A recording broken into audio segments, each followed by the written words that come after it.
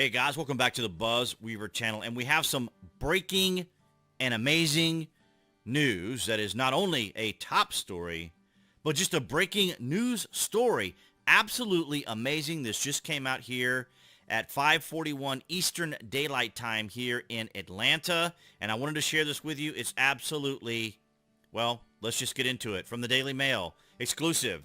This is playing with fire. It could spark a lab-generated pandemic. Experts slam Boston lab where scientists have created a new deadly COVID strain with an 80% kill rate. Ladies and gentlemen, it is no mystery at all anywhere in the world that we had an incident just 2 years ago that created a mass pandemic here in the United States from a gain-of-function lab in Wuhan, China. I would not even be able to say what I am saying right now, and I am very curious if this video will also be demonetized. But nonetheless, AOL has relaxed a lot of its rules. But ladies and gentlemen, I mean, imagine the world just went through a pandemic, and now we have a Boston lab that's making the strain 80% stronger, or with an 80% kill rate.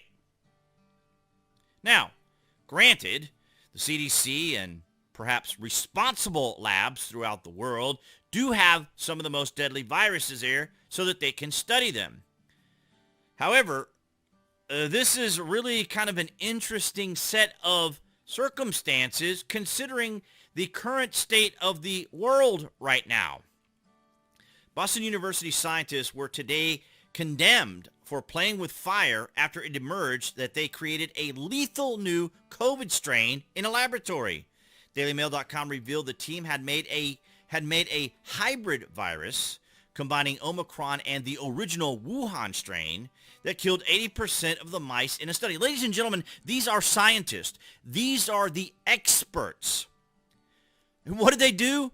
They combined Omicron and the original strain to make it 80% more deadly. The revelation exposes how dangerous virus manipulation research continues to go on even in the U.S., despite fears similar practices may have started the pandemic. Ladies and gentlemen, the experts, the scientists, remember, listen to the science. What are we learning now? That the CDC is now having to change a lot of its procedures and policies and the way it communicates information because they were involved in information that wasn't entirely accurate. Just to, obviously manage my language here to get around some of the YouTube AI. I know that probably irritates a lot of the people on Rumble, Odyssey, and BitChute because on there I can just say whatever I want. But nonetheless, Professor Shmuel Shapira, a leading scientist in the Israeli government, said this should be totally forbidden. It's playing with fire. Gain-of-function research, when viruses are purposefully manipulated to be more infectious or deadly, is thought to be at the center of COVID's origin. Remember, these are the scientists. These are the experts. These are the people that spent 2 years terrifying the world. That may be a little extreme.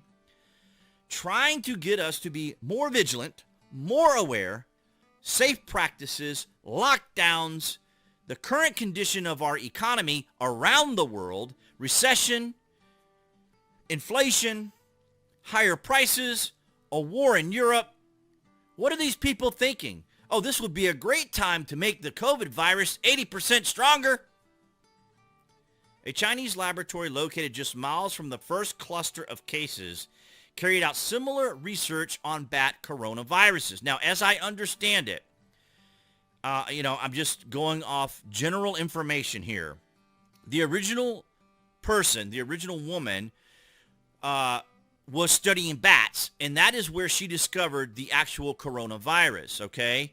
Now, I don't know if that version of the virus was transmittable to human beings, but they took that virus into the Wuhan lab and did gain-of-function research like we're seeing here in Boston, and that's what was leaked. Now, I'm saying this in very general terms. I'm sure there are probably 50 different steps or things I should have mentioned in that process, but that's the general overview.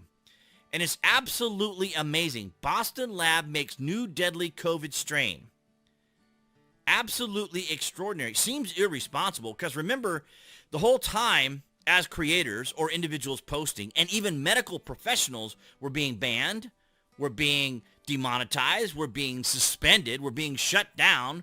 You know, many of these doctors and professionals in the medical community lost their jobs.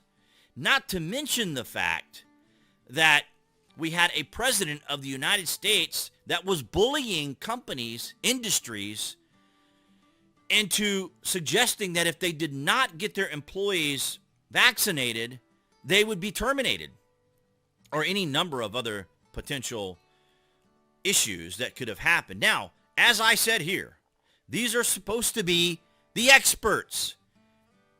Speaking of the experts, how many of you remember this from the World Health Organization? That's right, the World Health Organization. Preliminary investigations conducted by the Chinese authorities have found no clear evidence of human-to-human transmission of the novel coronavirus. Have a nice day, everybody. It's totally cool. The Chinese, the soft power country who won't let anyone into their country to do any kind of investigation. And even when they let them in for the Uyghurs, for example, it was a very tepid exchange. I can't remember the individual person from the UN that was there, but it was extraordinarily tepid. She didn't even go to any of the locations, didn't go anywhere near the city or region of China where the Uyghurs live. It was all done via communication because the coronavirus, which according to the Chinese, there's no clear evidence of human-to-human transmission. Now, I say all this now, hoping that I'll be able to get this out there to everyone. And if we're demonetized, we just are. That's just the way it is right now, especially now during the midterms. But this is absolutely extraordinary, considering that I was going to cover this today as well. The Washington Post. Iran plans to send missiles, drones to Russia for Ukraine war, officials say. Now, we already know they're using kamikaze drones. We are seeing a continuing escalation, particularly with the Nord Stream incident that took place not too long ago, the sabotage of the Nord Stream pipeline from Russia that goes to Germany. And ladies and gentlemen, I'm just going to show you this. I'm not going to say anything about it, but I will just say this. I'm going to leave it to where you guys can read what Rand Paul says here, because some of you will probably recall this exchange that took place during a commission hearing with Ron Paul on this particular individual, undersecretary, I'm not even going to mention her name, trying to find information to give you from a reputable news article. Mainstream media was almost impossible to find. All I could find at the moment that was reputable would be the exact exchange that happened with this individual concerning Ukraine. So if you guys want to check it out, I will link it below this video so you guys can check that out.